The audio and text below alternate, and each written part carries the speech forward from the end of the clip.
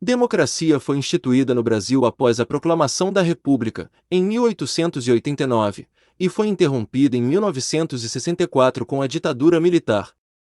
Esse período foi marcado, principalmente, pelo domínio do poder por parte dos militares, além da repressão à liberdade de expressão e perseguição. A ditadura militar durou 30 anos e em 1985 o regime democrático voltou a ser instaurado no país. 3 anos depois foi promulgada uma nova Constituição da República Federativa, popularmente conhecida como Constituição de 1988, que instituía, entre diversas outras coisas, um sistema livre de eleições e liberdade de voto e expressão. O quinto período da República no Brasil é conhecido como Nova República, e teve início em 1985, quando o vice-presidente eleito José Sarney assumiu a presidência do Brasil, após a morte do cabeça de chapa, Tancredo Neves. Manter, defender e cumprir a Constituição. Em 1989, o povo foi às urnas e elegeu Fernando Collor de Mello como o novo presidente do Brasil, exercendo assim a cidadania. Entretanto, após comprovação de envolvimento em processos de corrupção e fraude, Collor sofreu impeachment em 1992. O cargo foi assumido pelo seu então vice-presidente, Itamar Franco. Nós estamos pedindo a Deus que nos dê, nesse momento, no exercício da presidência da República. Fernando Henrique foi empossado 34º presidente do Brasil em 1º de janeiro de 1995, sucedendo Itamar Franco. Seu primeiro mandato encerrado em 1998. Foi reeleito, seu segundo mandato de 1999 a 2002. Em 2003, chega a vez de Luiz Inácio Lula da Silva.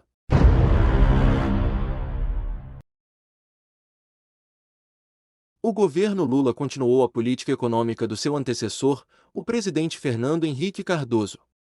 Manter a inflação controlada e o real estável seguiu sendo a prioridade do governo. É o dia do reencontro do Brasil consigo mesmo. Lula teve ajuda do cenário exterior favorável quando a China e a Índia começaram a crescer, abrir seus mercados e consumir mais. Isto gerou aumento de exportação de matérias-primas e das commodities brasileiras. Igualmente, quando a crise econômica começou em 2008 nos Estados Unidos e na Europa, o Brasil, felizmente, não foi tão atingido, contribuindo para o nosso mercado. O governo diminuiu certos impostos, como o Imposto sobre Produtos Industrializados, IPI, que tributa sobre os eletrodomésticos, por exemplo.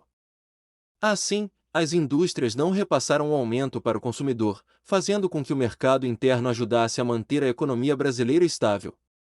Por causa desta crise e do bom momento que atravessava a economia brasileira, empresários e trabalhadores estrangeiros começaram a vir ao Brasil para investir e tentar a vida em nosso país. Neste período, também foram realizados os Jogos Pan-Americanos, 2007, com vistas a conquistar o direito de sediar os Jogos Olímpicos.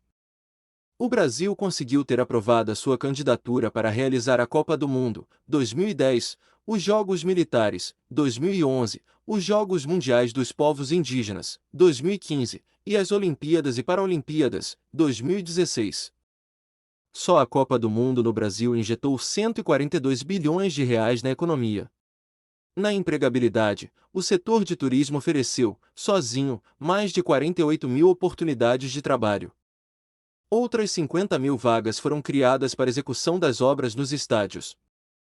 Os dados são da Fundação de Estudos e Pesquisas Econômicas, FIPE, ligada à USP. A construção de estádios e infraestruturas necessárias para abrigar estes eventos impactaram na economia local.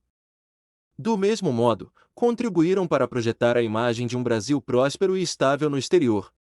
O governo Lula compreende os 2 mandatos do presidente Luiz Inácio Lula da Silva, de 2003 a 2010. Sua administração tirou milhares de pessoas da pobreza absoluta, porém foi marcada por casos de corrupção como o Mensalão. Condenou o chamado núcleo do PT por corrupção ativa no caso conhecido como Mensalão. As denúncias que revelaram o escândalo do Mensalão. Tudo começou em junho de 2005, com a divulgação deste vídeo. Que todo aquele dinheiro era para comprar a base aliada? O escândalo consistiu nos repasses de fundos de empresas, que faziam doações ao Partido dos Trabalhadores, PT, para conquistar o apoio de políticos. O esquema de corrupção começou em 2002 e só em 2005 foi descoberto, por meio de uma gravação secreta. Nela, Maurício Marinho, na época chefe do Departamento de Contratação dos Correios, foi flagrado recebendo propina de R$ 3.000 em nome do deputado federal Roberto Jefferson, do partido. Condenado pelo simples e objetivo fato de ter sido presidente do Partido dos Trabalhadores. Depois de o vídeo ter sido divulgado, Marinho fez uma delação sobre os detalhes do mensalão, que envolvia não apenas os Correios e o PTB, mas também o PT e o Partido do Movimento Democrático Brasileiro, PMDB. Logo após o flagrante, Jefferson também delatou todo o esquema de corrupção. Ele disse que Delúbio Soares, o então tesoureiro do PT, destinava uma mesada para congressistas apoiarem o governo Lula. Além desses, José Dirceu, ministro da Casa Civil na época, José Adalberto Vieira da Silva, Marcos Valério e Cátia Rabelo também foram destaques do crime. Enquanto Dirceu foi acusado de chefiar a organização do esquema de propina, José Adalberto virou manchete nacional ao ser encontrado com milhares de dólares na cueca, em uma passagem pelo aeroporto de Congonhas. Já Marcos Valério foi indiciado por desviar dinheiro por meio de agências publicitárias e Cátia Rabelo por realizar lavagem de dinheiro e vários empréstimos ilegais. Se você estiver gostando do vídeo, deixe seu like, isso faz toda a diferença para o canal. Agenda disse hoje que as obras do PAC vão ajudar o Brasil a crescer 4,5%. Em 2007, o governo lança o Programa de Aceleração do Crescimento, PAC, com o fim de melhorar as infraestruturas do país.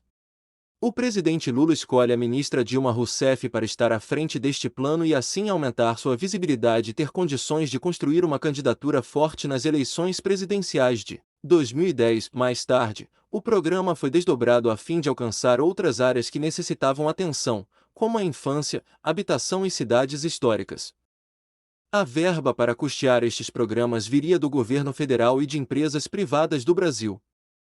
Estas empreiteiras, para conseguir contratos e vencer licitações, pagavam subornos a deputados e senadores. Em certas vezes, os próprios políticos cobravam algum tipo de propina para liberar obras. Isto se tornaria um dos maiores escândalos do governo Lula que seria descoberto durante o governo Dilma. Programas sociais no governo Lula. No seu discurso de posse em 2003, o presidente Lula lembrou que vários cidadãos brasileiros ainda não eram capazes de fazer 3 refeições por dia.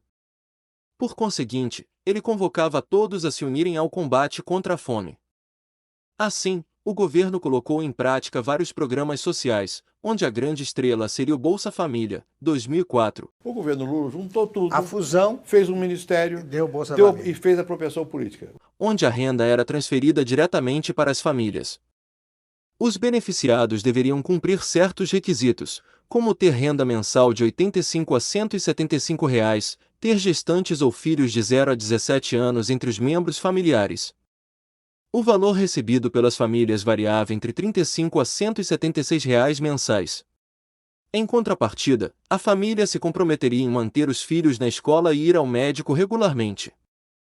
Este programa foi um dos maiores êxitos do governo, pois a pobreza extrema foi reduzida em 75%, no Brasil, entre 2001 e 2014, segundo dados da FAO, Organização das Nações Unidas para a Alimentação e a Agricultura.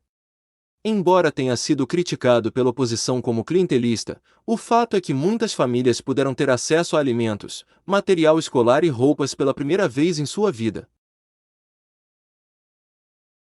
Para a educação, o governo Lula preparou um plano onde se buscava democratizar o acesso à escola em todos os níveis e em todo o Brasil. Foi instituído o Fundeb, 2007, a fim de auxiliar o financiamento e a expansão da educação básica.